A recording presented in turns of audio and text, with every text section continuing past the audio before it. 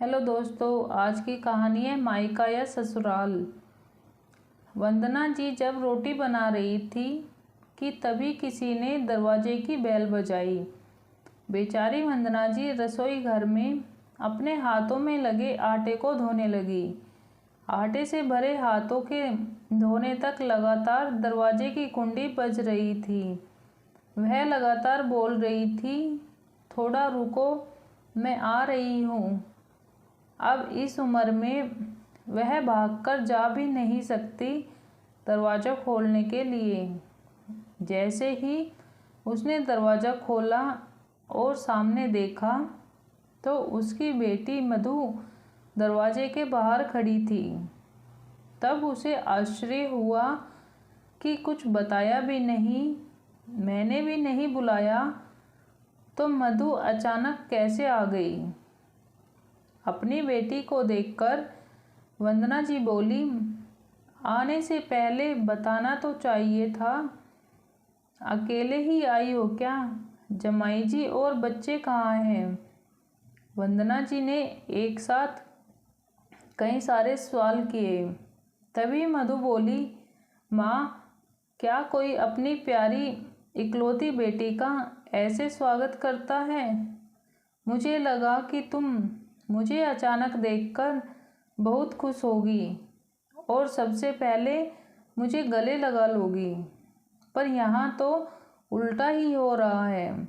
शायद तुम दुनिया की पहली माँ होगी जो बेटी को ससुराल से अपने घर आते देख खुश होने की बजाय चिंता में पड़ गई।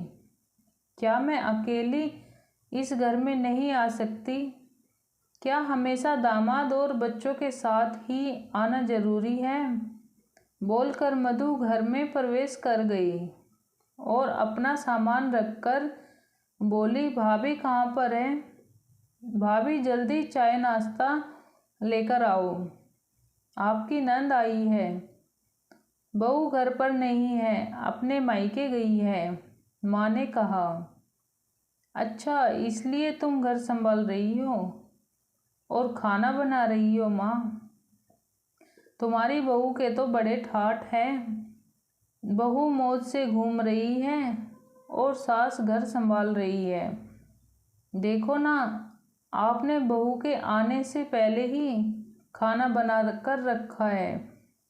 उसे घर आकर कुछ भी काम करने की ज़रूरत ही नहीं पड़ेगी। बड़े नसीब लेकर आई है आपकी बहू। और एक मैं हूँ जिसे उसकी सास कभी एक गिलास पानी भी नहीं पूछती। मधु ने ताना मारते हुए कहा, बेटा, प्यार और इज्जत ऐसी चीज़ है जो हम पहले किसी को देते हैं, फिर उससे अपेक्षा रखते हैं कि वह भी हमें वापस दे। माँ ने उसे समझाते हुए कहा। माँ ने आगे कहा, हर एक लड़की को अपने ससुराल में जगह बनानी पड़ती है। वहाँ कुछ भी आसानी से नहीं मिलता। तुम अपनी सास से एक गिलास पानी की अपेक्षा करती हो। तुम तो उनकी बहू हो, तुम बहू हो, फिर भी तुमने कभी उन्हें एक गिलास पानी दिया है क्या? तुम शादी के बाद ससुराल में रही ही कितने दिन? जब तुम्हारे मन को लगा तब अपनी बैग भरी और सीधा मायके आ जाती हो। मायका और ससुराल एक ही शहर में है, इसका मतलब ऐसा नहीं कि तुम जब चाहो अपने मायके आ जाओ और जितने चाहो उतने दिन रहकर वापस ससुराल चली जाओ। मायके में भी बेटी को मान सम्मान तभी मिलता है जब बेटी ससुराल का मान सम्मान रखकर मायके में आती है। कुछ दिनों के लिए रहने आती है, तभी उसे मान सम्मान मिलता है। ऐसा हर रोज बिन बुलाए, कोई कारण ना होते हुए भी कोई बेटी मायके आती होगी तो उसको साधारण पूछताछ भी कोई नहीं करता। और तुम मेरी बहू को बोलती हो।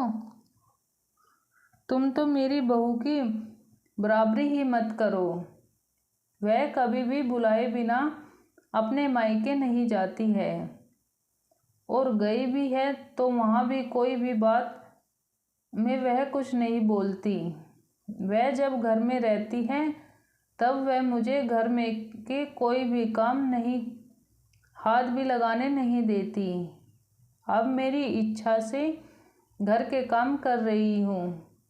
वह मुझे काम करने को नहीं कह गई। अपनी बेटी को माँ के सिवाय अच्छा कौन समझ सकता है। मुझे तुम्हारा स्वभाव अच्छी तरह पता है। तुम्हारे ससुराल में सब लोग अच्छे हैं, तुम ही उनके साथ मिलजुल कर रहना नहीं चाहती। ससुराल तो ससुराल होता है और मायका तो मायका होता है। मायके में घर का कोई भी काम अपनी मर्जी से होता है, मन किया तो कर लिया, नहीं तो नहीं। ससुराल में सबसे पहले सबका दिल जीतना पड़ता है, सबको अपना बनाना पड़ता है। उसके लिए छोटों बड़े सभी को समझना पड़ता है। तो दोस्तों, आज की कहानी आपको कैसी लगी कमेंट बॉक्स में ज़रूर बताना। वीडियो अच्छी लगे तो लाइक और शेयर करना। चैनल पर पहली बार आए हैं तो चैनल को सब्सक्राइब ज़रूर करना।